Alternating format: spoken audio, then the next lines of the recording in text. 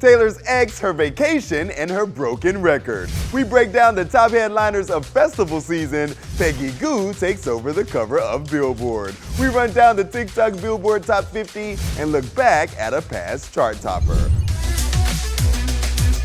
Welcome to Billboard News. We've got a lot to get into. Here's 3 things you need to know about Taylor Swift today.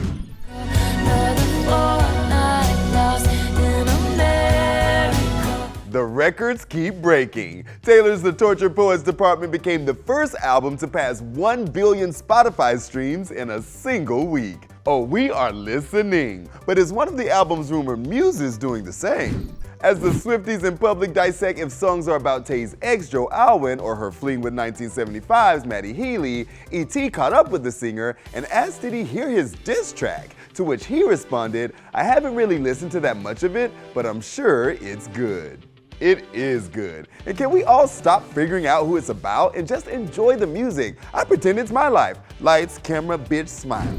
And Taylor is apparently smiling on vacation. Travis Kelce's mom shared on QVC saying her son sent her a pic of them having a couple's vacation with Bradley Cooper and Gigi Hadid. All I can say to that is double power couple goals. Just invite me next time. Moving on to our latest cover star, Peggy is paving her own way. I believe that Koreans are very hard worker. They don't like to waste their time and they're very efficient. And my team always say that about me. When efficiency is a person, it will be you. I don't like fucking around. I don't like wasting my time. And that comes from Korean blood. I love this job. I take my job very seriously. And one of the things that I love about my job is that I get to tour many countries every weekend. Every weekend, I feel like I learn a lot.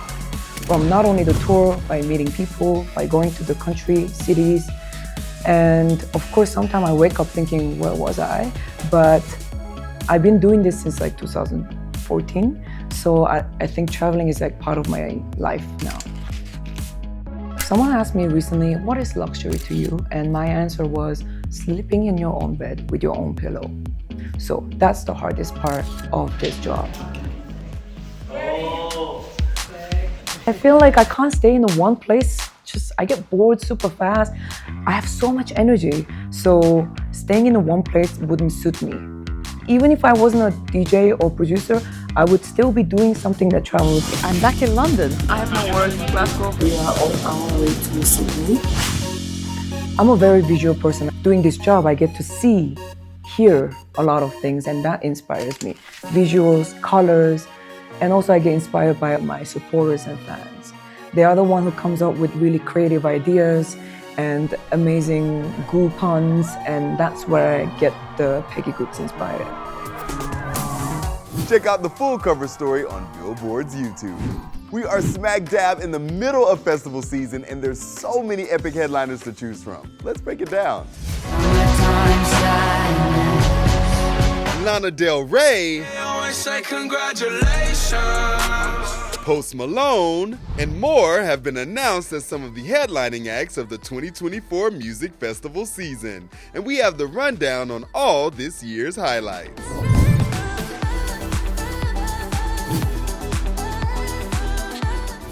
From industry veterans to chart toppers, the headliners scheduled to hit the stage this year vary across the board.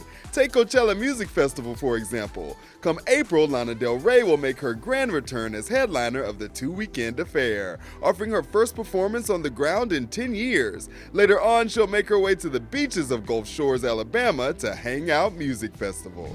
Post Malone will also make the festival circuit this season, hitting Love and Life Music Festival in Charlotte, North Carolina in early May, before Governor's Ball in New York City in early June, and Bonnaroo later that month in Manchester, Tennessee. Meanwhile, Foo Fighters are also a staple among this year's lineups at the New Orleans Jazz and Heritage Festival, Shaky Knees Festival in Atlanta, and Rockville in Daytona Beach, Florida, all in the month of May. And Noah Khan will bring his slice of folk pop to several festivals this year, including High Water Festival in April, Love and Life in May, Railbird Music Festival in June, Hinterland in August, and more. Gwen Stefani will also make a resurgence this summer. Not only is she scheduled to reunite with No Doubt at Coachella, but the superstar will take the stage for solo sets at the 3rd annual Lovers and Friends Fest in May and Minnesota Yacht Club Festival in July. For more on the lineups for the 2024 music festival season, head over to Billboard.com. We're Billboard, so we gotta cover the charts. Here's who's dominating the TikTok game. A new song takes the top spot while another breaks into the top 10. Cause I don't wanna live a lie. Should tell my boyfriend what I've been doing. Lay Bankz climbs from 11 to the top spot on the TikTok Billboard Top 50 for the chart posting April 25th.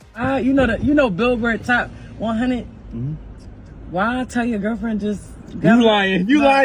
Tell Your Girlfriend has become a certifiable bop on the talk and even debuted at number 58 on the Hot 100. While the rest of the top 10 looks pretty familiar, an oldie but goodie jumps to number 8 from 29. Because you're fine and you're mine and you look so divine.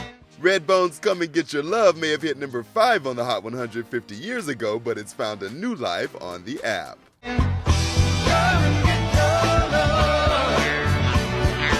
Sitting just outside the top 10 is Billboard cover star Tyla's Jump featuring Gunna and Skillbing.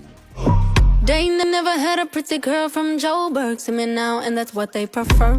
Every Thursday, Billboard will bring you the verified list of the hottest songs on TikTok by monitoring music discovery and engagement on the platform in the United States. To find the TikTok Billboard Top 50 each week, users can simply go to any sound detail page and tap the top right button to access the charts page. And let's throw it back to another epic chart in today's Chart Rewind.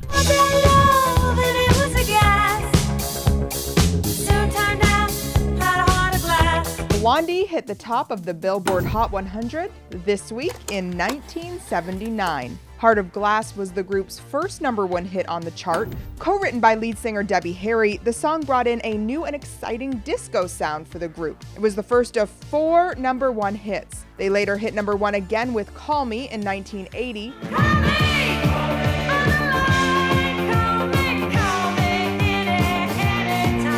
The Tide is High in 1981. And Rapture, also in 1981. Although the group continued to see success on the charts, it was Heart of Glass that led the way. That's it for today. Come back for tomorrow's Friday Music Guide and our interview with Kaiten. I'm Tetris Kelly, and this is Billboard News.